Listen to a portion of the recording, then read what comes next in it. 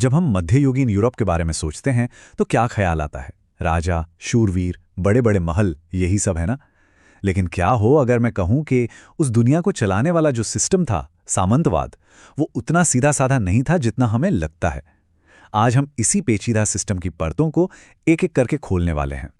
जरा सोचिए एक ऐसे सिस्टम के बारे में जहां कहने को तो एक राजा है जो सबसे शक्तिशाली होना चाहिए, पर असल में उसका पूरा कंट्रोल है ही नहीं। भला ये कैसे मुमकिन हो सकता है? यही तो सामंतवाद की वो पहेली है जिसे आज हम सुलझाएंगे। तो चलिए सबसे पहले ये समझते हैं कि आखिर ये सामंतवाद था क्या। ये सिर्फ जमीन के मालिकाना हक की बात नहीं थी, मामला उससे कहीं ज्यादा गहरा था। आसान शब्दों में कहें तो सामंतवाद एक डिसेंट्रलाइज्ड सिस्टम था। मतलब सोचिए कि राजा किसी कंपनी का सीईओ है, पर उसके पास बस नाम की पावर है। असली कंट्रोल तो लोकल ब्रांच मैनेजर्स के पास है, यानी सामंतों के पास, जो अपने अपने इलाकों में राजा की सारी शक्तियों का इस्तेमाल करते थे। और यहाँ एक मजेदार बात, ये शब्द आया है लैटिन के फ्यूडम से, जिसका मतलब ही होता है जमीन का एक टुकड़ा जो किसी सेवा के बदले दिया जाए। मतलब शब्द की जड़ में ही पूरे सिस्टम का सार छिपा हुआ है। ये स्लाइड सामंती समाज की कड़वी सच्चाई को दिखाती है। ये दो अलग अलग दुनियाओं की कहानी थी। एक तरफ राजा और सामंत, जिनके पास सारी ताकत, सारा पैसा और सारे अधिकार थे, और दूसरी तरफ देश की बड़ी आबादी, किसान और दास, जिनके पास शोषण और कड़ी मेहनत के सिवा कुछ भी नहीं था। ये एक बहुत ही कठोर और अन्याय से भरा हुआ सिस्टम था। तो सवाल ये है कि आखिर ये पेचीदा व्यवस्था असल में चलती कैसे थी? इसके पीछे के नियम क्या थे? चलिए इसके मेन हिस्सों को तोड़कर समझते हैं। इसे एक डील की तरह समझिए। राजा अपने किसी वफादार सामंत से कहता है, देखो, मैं तुम्हें ये जागीर देता हूं, जमीन का एक बहुत बड़ा टुकड़ा। तुम्हें इस पर संप्रभुता यानी शासन करने का अधिकार भी देता हूं। बदले में जब भी मुझे जरूरत पड़ेगी तुम मुझे अपनी सेना से संरक्षण दोगे। ये जमीन, अधिकार और वफादारी का एक कभी ना खत्म होने वाला चक्र था। ये शक्ति का एक झरना था। सबसे ऊपर था राजा, जो कानूनी तौर पर सारी जमीन का मालिक था। वो इसे अपने सबसे ताकतवर सामंतों को बांट देता था। फिर वो सामंत उस जमीन को आगे किसानों को खेती के लिए देते थे।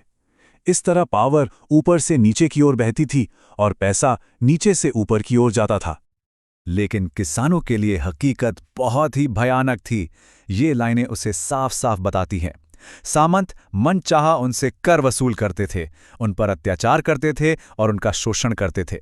ये एक ऐसा सिस्टम था जो चंद लोगों के फायदे के लिए बहुत सारे लोगों के शोषण पर टिका था। किसानों के लिए ना कोई सुनवाई थी, ना बचने का कोई रास्ता। लेकिन कहते हैं ना, कोई भी सिस्टम हमेशा के लिए नहीं रहता, और सामंतवाद भी इसका अपवाद नहीं था। तो ऐसा क्या बदला? चलिए उन वजहों पर नजर डालते हैं जिन्होंने इसके खत्म होने की कहानी लिखी। मजे की बात देखे, जिस चीज ने सामंतों को ताकतवर बनाया, आखिर में उसी ने इस सिस्टम को कमजोर कर दिया।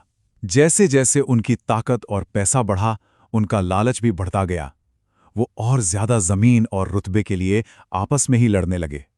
इन अंदरूनी लड़ाइयों ने पूरे सामंती ढांचे को अंदर से खोखला कर दिया। और फिर टेक्नोलॉजी ने सब कुछ बदल दिया।